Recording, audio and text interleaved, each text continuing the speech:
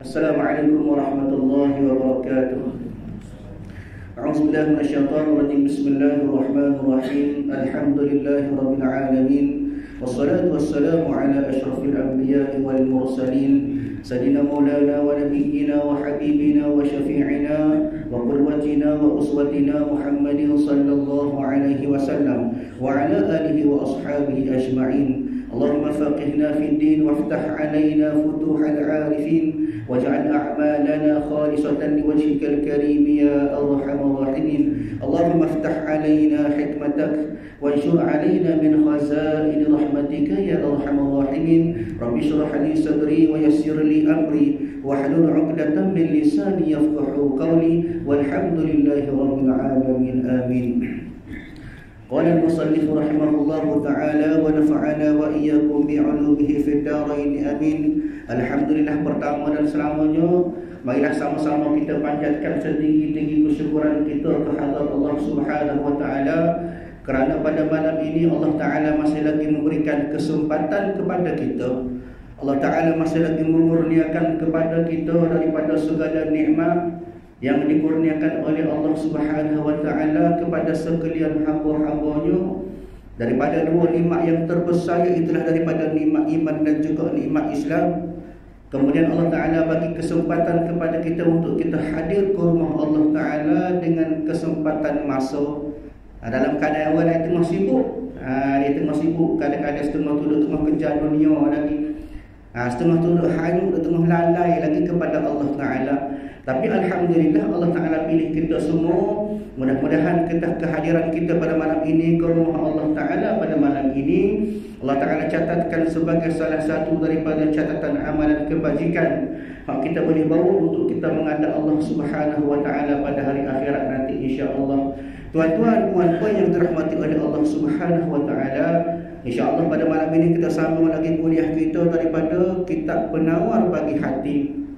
Kalau kita jawi pada muka surat yang ke-6, dan Alhamdulillah kita masih lagi membincangkan tentang nikmat mata, yang mana merupakan bahagian yang pertama, bab yang pertama, fasal yang pertama diceritakan ataupun dibincangkan oleh pengarang kitab Penawar Bagi Hati, iaitu Syekh Abdul Qadir Al-Mandili rahimahullahu taala kepada kita.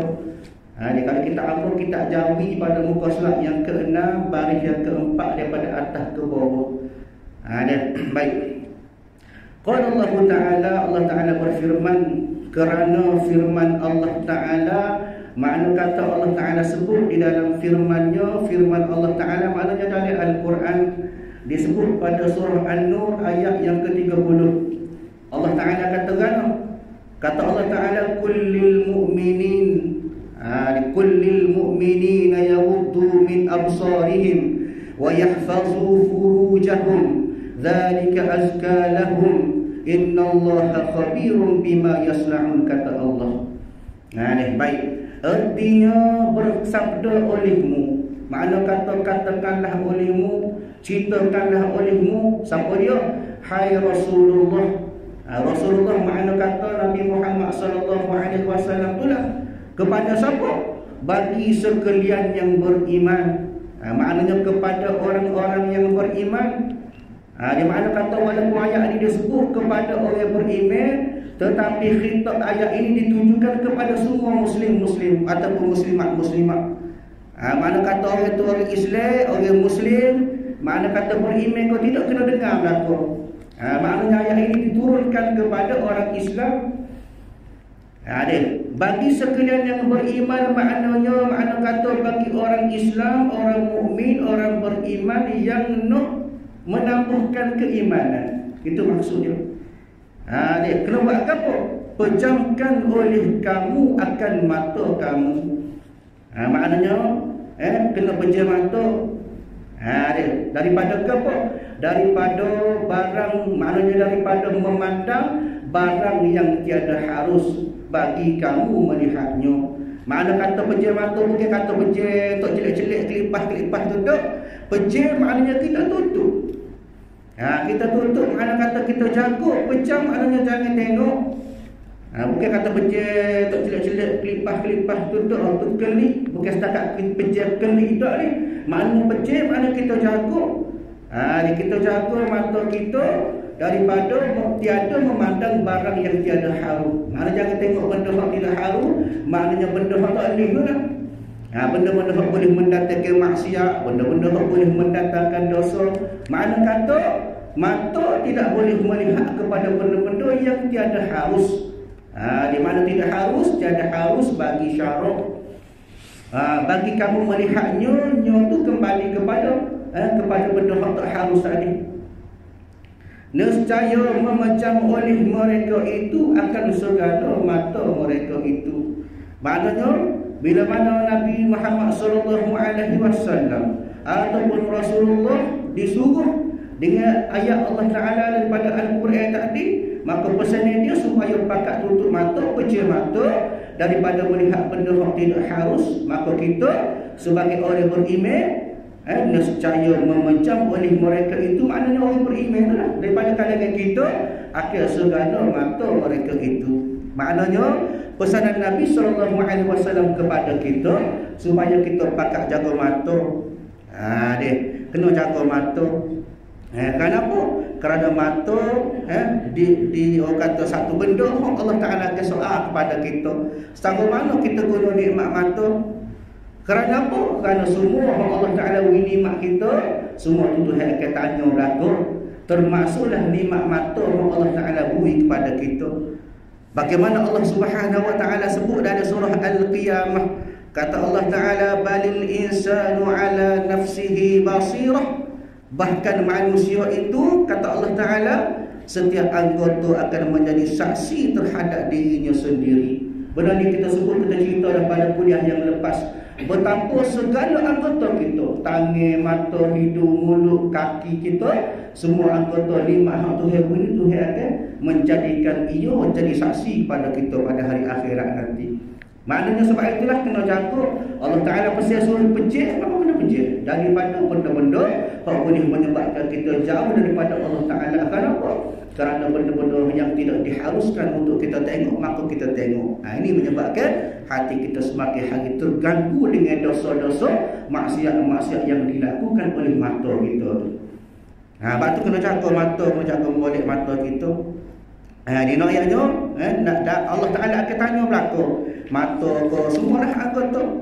Bahkan Allah Ta'ala sebut juga sekali lagi dalam surah Al-Isra ayat 30, kata Allah Ta'ala, wala taqfu ma laysa laka bihi ilm innas sam'a wal basara wal fuada kullu ulaika kana anhu mas'ula, kata Allah. Dan janganlah engkau mengikut apa yang engkau tidak mempunyai pengetahuan mengenainya. Maknanya kita buat daripada benda yang kita tak tahu. Ada kala benda tu boleh bawa kepada maksiat kepada Allah, kita buat juga. Maka sesungguhnya pendengar kamu, penglihatan kamu, serta hati kamu, semua anggota-anggota itu tetap akan ditanya tentang apa yang dilakukan. Makna kata kita bukan setakat jaga daripada melihat benda yang boleh menyebabkan maksiat kepada Allah, bahkan kita kena jaga mata supaya apa? Supaya mata kita tidak jadi satu bukti ataupun satu saksi yang khianat daripada Allah Ta'ala, dan akhirnya mata kita akan mendapat balasan. Mana kena jaga mata bukan setakat atas dunia, kita jaga supaya di akhirat nanti mata kita tidak dapat balasan daripada Allah Ta'ala. Mana kena jaga molek. Bila Allah Ta'ala persiapkan Nabi suruh pejam mata daripada benda yang tak boleh tengok, maka kita kena buat apa Allah Ta'ala suruh Nabi ayat kepada kita. Maknanya jaga daripada melihat benda-benda yang haram, benda-benda yang boleh menyebabkan kita jauh daripada Allah Ta'ala. Kita kadang-kadang mata ni satu masalah besar pada kita. Dia ni mudah macam-macam benda boleh tengok. Dunia di hujung jari, pecek-pecek tu belakang pohon nak kelip. Dia ni mudah. Maknanya penggunaan mata kita agak susah dikawal pada keadaan ini. Kadang-kadang berasa nak segar mata, cuci mata, pergi pasar Malek, pergi pasar raya, dia segar mata kita mata.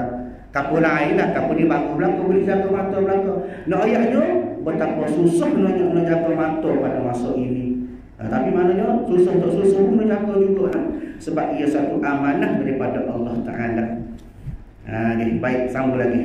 Dan suruh olehmu, maknanya suruh olehmu tu oleh Nabi SAW. Di maknanya Allah Ta'ala pesan lagi kepada Nabi, Suruh apa? Akan mereka itu dengan memelihara farash mereka itu. Maknanya kena jaga kemaluan mereka itu. Dijaga daripada zina, jaga daripada maksiat kepada Allah Ta'ala. Maka alhasilnya kesannya lagu mana? Bila mana Nabi wayak Nabi sampah kepada kita dengar molek pesan daripada Nabi suruh jaga kemaluan, jaga farash kita, maka nescaya memeliharalah mereka itu akan segala farash mereka itu daripada barang yang haram dikerjakan dengan dia. Maknanya bukan setakat kita peher saja orang Nabi wayak, mana kena buat, kena amal. Dia kadang-kadang setengah orang ni dia peher, dia dengar Nabi wayak tapi tak buat. Dia tak buat, orang tu bahaya. Kita dengar mudah, mendengar mudah, tapi nak buat tu bahaya. Walau bagaimanapun kena usaha sikit-sikit, kena ada mujahadah biar lawan nafsu semua. Maknanya barulah kita akan dapat kemanisan. Lagu mana kemanisan? Iaitulah bila mana kita boleh buat apa orang Nabi besar. Apa orang Nabi lari kita boleh ikut. Nabi teguh. Kita tak buat, maka kita tak boleh. Itu adalah kemanisan berkat daripada kita boleh sabar, boleh mujahadah lawan. Maknanya tak tahu kena lawan dulu, kena ikhtiar, usaha dulu. Dan yang demikian maknanya memelihara itu. Memelihara maknanya jaga kemaluan. Ataupun dalam masa sama kita boleh berjaga mata daripada menjaga mata, boleh pelihara mata daripada melihat benda-benda haram tadi, lebih baik bagi mereka itu. Maknanya lebih baik bagi orang-orang yang beriman. Makna kata ayat ini sebut kepada kita bahawasanya antara ciri-ciri ataupun kriteria orang yang beriman, antara syarat dia apa dia? Yang pertama boleh jaga mata daripada benda-benda haram. Yang kedua boleh jaga farash ataupun kemaluan daripada benda-benda yang diharam, daripada dikerjakan akan dia. Di maknanya dua syarat ini merupakan salah satu ataupun antara syarat-syarat kita nak beriman. Jadi caranya kita nak tahu kita beriman ke tak, antara cara kita tengok benda lagu ni. Adakah kita boleh tahu tentang Nabi wayak boleh jaga pada mata, boleh jaga pada kemaluan daripada benda-benda haram. Maknanya masing-masing boleh ukur diri sendiri secara mana beriman kepada kita dengan Allah Ta'ala. Kalau kita sekadar nak ayat kita beriman, kita boleh ikut apa Allah Ta'ala suruh, kita bertakwa kepada Allah, tapi dalam masa sama mata kita tak boleh jaga, maknanya jauh lagi lah, tak beriman lagi lah. Beriman dah, tapi kata ulama sebagai al-iman la yukammil, iman yang tidak sempurna. Beriman tapi tak sempurna. Lagu mana nak sempurna? Ikut betul-betul hak Nabi wayak, hak Allah Ta'ala wayak. Baik. Bahawasanya Allah Ta'ala sangat mengetahui akan batin. Maknanya Allah Ta'ala tahu berlaku apa yang ada di dalam hati kita. Batin maknanya benda yang tersembunyi, yang tidak jelas, yang tidak terang. Maka Allah Ta'ala tahu berlaku. Yang mengerjakan mereka itu akan dia semacam dengan zahir. Allah Ta'ala nampak berlaku. Innallaha alimun bima fis sudur, kata Allah Ta'ala. Allah Ta'ala tahu berlaku dalam hati. Dalam hati baru tak buat lagi tu, dalam hati baru, tapi Allah Ta'ala tahu berlaku tu. Kalau buat sama telur mana tu dia tahu lagi. Maknanya cara dia kita jaga hati tu. Sebab biasanya perbuatan kita dia ikut hati kita. Kalau hati kita boleh jaga, insya-Allah perbuatan itu tak turun.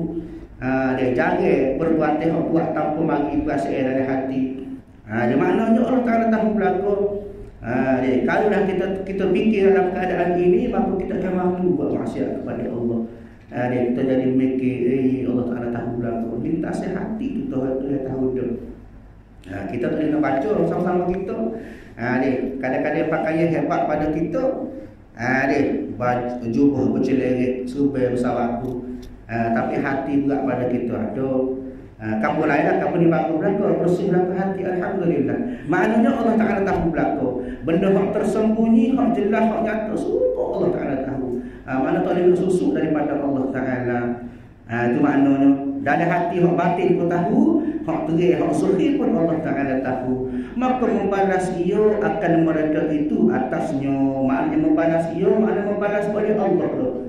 Membalas ia, maknanya Allah Ta'ala akan balas belaka akan mereka itu atasnya. Akan mereka itu maknanya kepada orang-orang yang atasnya tu atas dosa maksiat dia kepada Allah.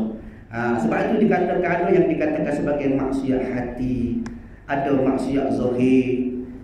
Semua orang kata maksiat zahir besar lagi dosa daripada maksiat hati. Tapi kadang-kadang maksiat zahir berpunca daripada maksiat hati. Contoh kita kata lagu mana? Dalam hati kita mari rasa hasad dengki kat orang, benci kat orang, tak puas hati dengan orang. Dalam hati tu mari rasa gerai nak marah ke dia. Maka zahir kita pun bertindak, kita pun buat kainak ke dia. Ni maknanya bermula daripada hati. Maka bila kita buat, maka itulah yang dikatakan sebagai maksiat zahir. Ni masalah. Maknanya kena jaga setiap itu, apa yang kita buat, apa yang kita lakukan, itu semua itu Allah Ta'ala kebalah berlaku. Ni Allah Ta'ala kebalah berlaku. Setiap perbuatan kita ada pembalasan di sisi Allah Ta'ala. Baik. Ada pada ayat ini mengajar kelakuan yang baik. Maknanya ayat Allah Ta'ala sebut tadi, kullil mu'minin yaghuddu min absarihim wa yahfazu furujahum. Ini diambil ataupun disebut, dihuraikan pada 1/3 daripada ayat penuh tadi. Ayat yang pertama bahagian 1/3 ayat yang sebut saat ini, maknanya ayat kullil mu'minina yaghuddu min absarihim wa yahfazu furujahum tu adalah menceritakan kepada kita pada ayat ini mengajar kelakuan yang baik. Maknanya Allah Ta'ala pesan kepada Nabi supaya kita jaga kemaluan, jaga mata. Maknanya ini merupakan supaya kita ni al-hasu ala khair. Maknanya supaya kita buat kelakuan-kelakuan yang baik, af'alul mahmudah, sifat-sifat yang baik, dan memberitahu dan menakutkan. Maknanya dalam ayat ini dia bagi 3 bahagian. Bahagian yang pertama iaitulah kullil mu'minina yaghuddu min absarihim wa yahfazu furujahum tu. Maknanya Allah Ta'ala ajar kita benda baik. Kemudian Allah Ta'ala sambung lagi, zalika azka lahum. Ayat tu pula menceritakan kepada kita tentang pemberitahuan daripada Allah Ta'ala. Allah Ta'ala ajar pada kita pula. Manakala sambung ayat yang terakhir, innallaha khabirum bima yasna'un. Maka pada bahagian itu Allah Ta'ala nak memberitahu satu perasaan untuk menakut-nakutkan kita. Itu maknanya pada ayat ini, maknanya ayat yang ke-30 pada surah An-Nur tadi dicerita kepada kita mengajar kelakuan yang baik, memberitahu dan menakutkan. 3 bahagian dalam ayat ini. Baik. Maka ada pun mengajar adab. Maknanya pada bahagian pertama Allah Ta'ala ajar adab. Kata Allah Ta'ala, kullil mu'minin yaghuddu min absarihim wa yahfazu furujahum. Apa dia? Maka firman Allah Ta'ala, bersabdalah olehmu, maknanya royaklah olehmu wahai Nabi SAW, bagi sekalian yang beriman, nescaya memejamkan mereka itu akan segala mata mereka. Maknanya ayat tu daripada barang yang tiada halal memandang kepadanya. Supaya adilah. Maknanya ayat bahagian pertama, Nabi yang ajar kepada kita supaya tengok, supaya jangan tengok daripada barang yang tidak halal tengok. Itu pesan Nabi, tetapi daripada Allah Ta'ala suruh Nabi yang kepada kita, sabar kepada kita. Dan dengan ini perkataan, maknanya daripada ayat ini, daripada dalil ini, menyuruh Allah Ta'ala akan hamba-Nya dengan berkelakuan yang baik. Supaya kalilah, maknanya pada bahagian pertama bahagian pertama dari ayat ini, Allah Ta'ala suruh kita buat baik. Lagu mana cara buat baik? Kita jaga pandangan mata. Jaga pandangan mata. Maknanya iaitu apa dia? Memelihara matanya daripada melihat yang haram. Maknanya supaya kita jaga daripada pandangan mata kita tadi tu, daripada melihat yang haram, maknanya daripada perkara-perkara yang haram. Kena jaga molek mata supaya tak tengok benda-benda haram. Mata merupakan satu nikmat yang kena jaga molek. Sebab itulah kita kena ingat sesungguhnya mata tu bila betul-betul kita jaga, maka kata ulama dia boleh jadi mata yang dikasihi oleh Allah. Bahkan kata ulama rahimahullahu ta'ala, diceritakan oleh para ulama, ada 7 jenis mata yang dicintai Allah. Ada 7 jenis mata yang dikasihi oleh Allah. Lagu mana? Yang pertama kata ulama, mata yang sentiasa berusaha melaksanakan jihad pada jalan Allah Ta'ala. Sama ada jihad nak pergi perang, ataupun makna ni jihad moden. Apa dia? Jihad nak lawan hawa nafsu kita. Maknanya mata kita ni kita berusaha, kita jaga, kita ikhtiar supaya tak tengok daripada benda-benda haram. Itu mata yang dikasih Allah yang pertama. Yang kedua kata ulama, apa dia? Mata yang menitis air mata kerana takut kebesaran Allah Ta'ala. Menangis dia tiap-tiap malam, bangun malam, qiyamul lail, serah diri kepada Allah. Dalam masa yang mata dia sentiasa mengalirkan air mata kerana takut kepada Allah Ta'ala. Dia takut atas kebesaran Allah Ta'ala. Dia menitis air mata, teriak malam-malam. Kita duduk sedih kita, teriak kita, masalah kita ke Facebook yang larinya. Dia masuk ke WhatsApp, ada masalah sekian sedih, konon-kononnya lah. Sebenarnya pengaduan kita segala-galanya kepada Allah Ta'ala.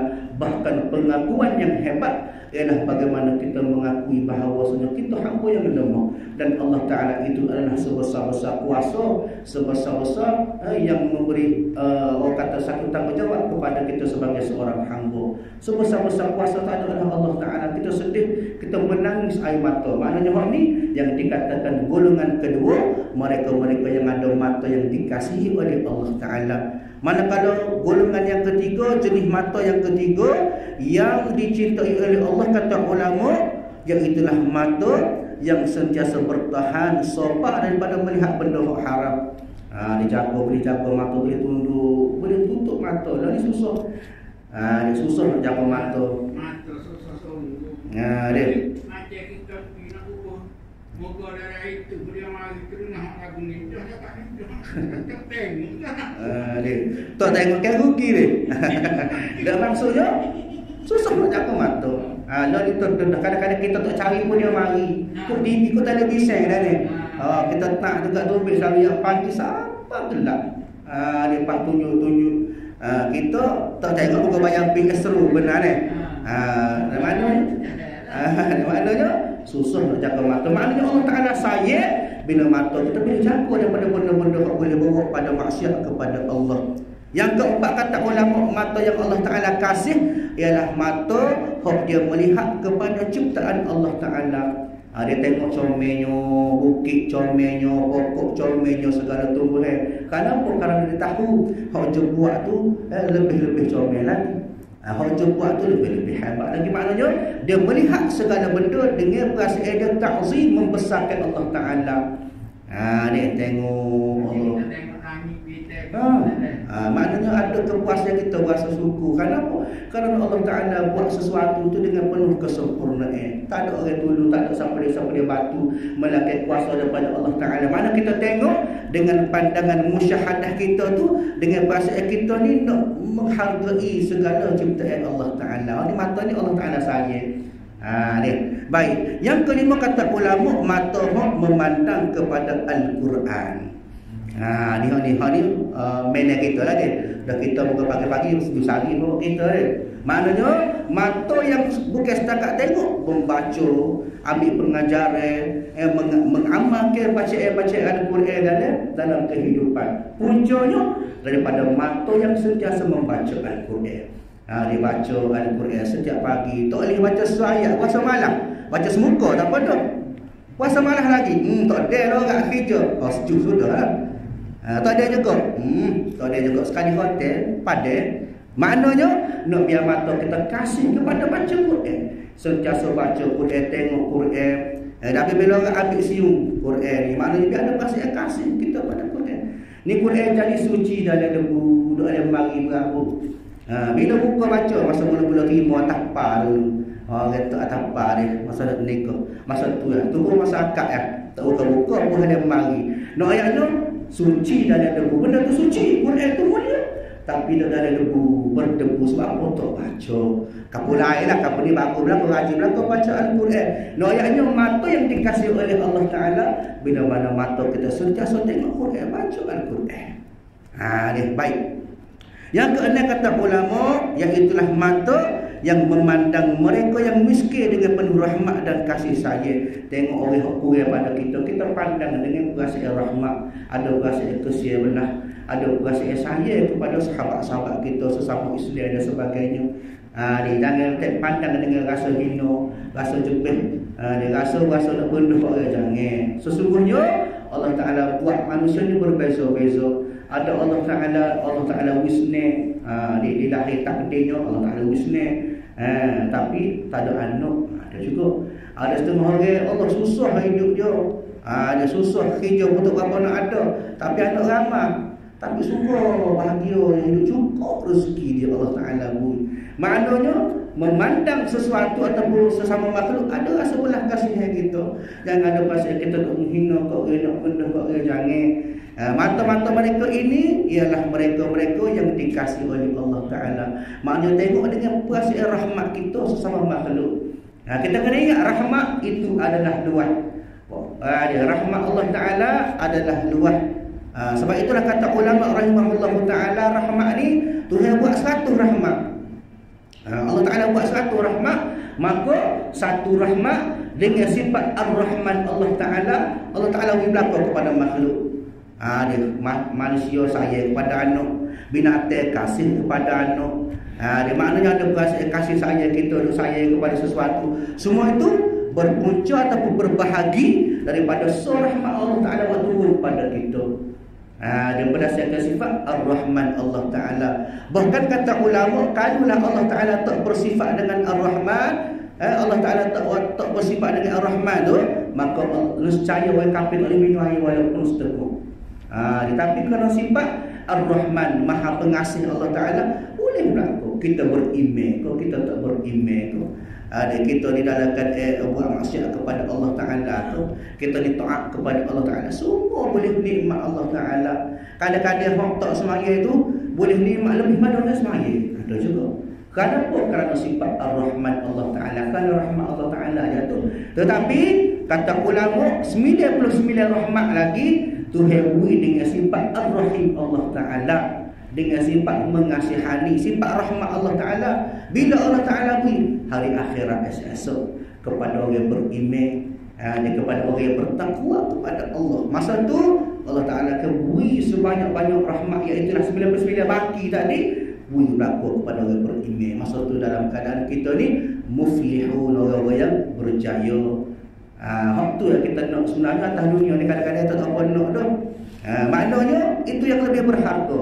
Ada buat atas dunia ni sekadar kita nak hidup untuk kita buat amal ibadat kepada Allah. Terima rahmat Allah Ta'ala, beri rezeki Allah Ta'ala, beri semua tu sekadar kenapa kita nak terus ketaatan kita kepada Allah untuk kita hidup atas dunia, nak mengabdikan diri kepada Allah. Jangan kita meletakkan rahmat Allah Ta'ala, Allah Ta'ala beri atas dunia ni sebagai satu benda yang boleh menyebabkan kita makin jauh daripada Allah Ta'ala. Jangan.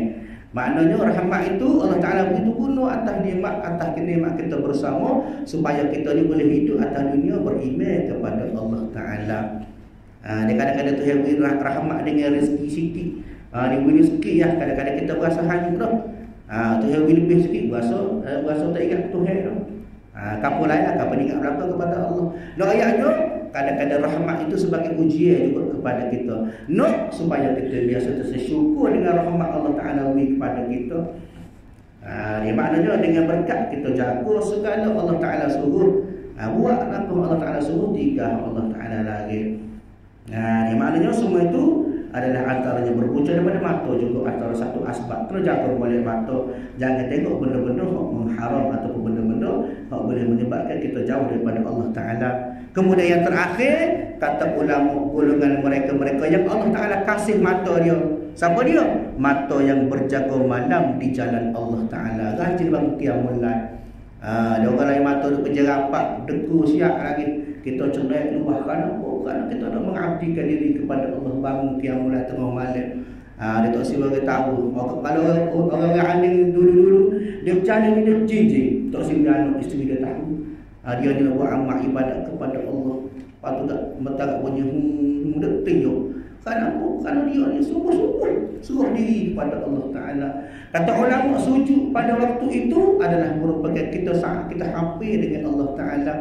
Bahkan kata ulama rahimahullah Ta'ala sebut pada kita ada 3 keadaan, 3 masa doa yang begitu mustajab Allah Ta'ala terima, Allah Ta'ala makbul. Apa dia? Yang pertama, ad-du'a al-mazlum, doa orang kena zalim. Dia doa orang kena zalim, Allah Ta'ala makbul. Kita kena zalim wa khianat ke orang dia buat khianat kita, maka kita minta doa kepada Allah Ta'ala supaya dibuka hati orang yang khianat kita. InsyaAllah Tuhan makbul. Itu yang pertama. Yang kedua kata ulama, ad-du'a fi duburis solat, doa lepas sembahyang. Lepas semaya kita doa, insya-Allah Allah Taala makbul. Doa ini merupakan doa yang mustajab di sisi Allah Taala. Sebab itu jangan kita malas doa. Dia kadang-kadang lepas semaya cuma bangun start motor pergi. Kapur lain lah, kapur kita ngaji berapa doa ni. Maknanya ngaji kita berdoa kepada Allah Taala selepas pada waktu semaya. Tak kira lah semaya fardu atau semaya sunat. Yang ketiga, kata ulama, ad-du'a fi juyufil lail. Doa pada waktu tengah malam. Kita mengadu kepada Allah Ta'ala, ada masalah mengadu kepada Allah Ta'ala. Bangun tengah malam sore-sore, tak ada siapa-siapa nak cara kita dengan Allah Ta'ala. Cerita ada masalah, cerita luar kepada Allah Ta'ala. Kenapa? Kerana Allah Ta'ala hawi masalah kepada kita, Allah Ta'ala yang boleh selesai. Dia suruh kepada Allah Ta'ala. Ini dok wayang ke Facebook, ya Allah ada masalah gini awak sedih gini, kena tipu sekian-sekian. Dia cerita dalam Facebook. Siapa yang dicari, siapa nak tolong? Cerita kepada Allah. Allah Ta'ala bantu kita. Maknanya mata, iaitulah mata yang dikasih oleh Allah Ta'ala. Bila mana mata kita banyak berjaga malam, mata malam berjerapat tidur je nerok, kita jelek. Kenapa? Semata-mata kita nak menyembah kepada Allah Ta'ala, nak mengabdikan diri dengan keadaan kita bangun tengah malam doa kepada Allah Ta'ala. Maknanya jaga mata biar kita ni boleh termasuk dalam mata kalangan orang-orang yang Allah Ta'ala sayang mata kita. Baik. Sama sikit lagi. Dan memelihara kemaluannya. Ini yang kedua daripada tadi. Mula-mula supaya menjaga mata daripada tengok benda haram. Yang kedua tadi, memelihara kemaluannya daripada tiada halal yang dikerjakan dengan dia. Baik, maka wajib atas sekalian hamba, dan mana sekalian hamba mana pada kalangan kita lah ni, menjunjung perintah Tuhannya. Kena ikut Allah Ta'ala wayak. Walaupun pesan yang melalui Nabi SAW, Allah Ta'ala wayak ke Nabi, tapi khitab ayat ini adalah kepada kita, supaya Nabi sapa kepada kita. Dan jika tiada mengikut perintah Allah Ta'ala, maksud dia tu, jika tiada makna jika tak ikut, tak patuh kepada perintah Allah Ta'ala, nescaya adalah ia, maknanya adalah orang yang tak ikut perintah Allah Ta'ala tadi itu jahat perangai. Di sisi Allah Ta'ala orang ini keadaannya perangai dia jahat lah. Dari segi dalam masa sama, oleh kerana dia tak jaga mata, maka dia digolongkan oleh Allah Ta'ala daripada kalangan mereka-mereka yang jahat pada perangai dia tu. Perangai apa? Perangai hak tak dia jaga mata, dan juga perangai hak tidak boleh menjaga kemaluan daripada benda-benda haram. Dan patut ia dimurkai. Maknanya patut, maknanya selayaknya lah. Ia tu maknanya hamba seseorang itu dimurkai, makna kata dimurkai oleh Allah Ta'ala dan diseksa. Dimurka tu maknanya bila murka tak ada Allah Ta'ala murka saja-saja. Bila murka ni ada balasan dia. Allah Ta'ala seksa orang-orang yang dimurkai oleh Allah Ta'ala. Ayatnya bila sebut seksa Allah Ta'ala berat. Dia berat. Seksa atas dunia berat dah. Seksa Allah Ta'ala tu lagi berat lagi. Bagaimana Allah Ta'ala sebut dalam surah An-Nisa, kata Allah Ta'ala pada ayat 56, Allah Ta'ala kata, innal ladzina kafaru bi ayatina sawfa nuslihim nara kullama nadijat juluduhum baddalnahum juludan ghayraha liyadhuqul azab innallaha kana azizan hakima, kata Allah. Allah Ta'ala katakan, sesungguhnya orang-orang yang kufur ingkar kepada ayat-ayat keterangan kami. Maknanya orang-orang yang tak dengar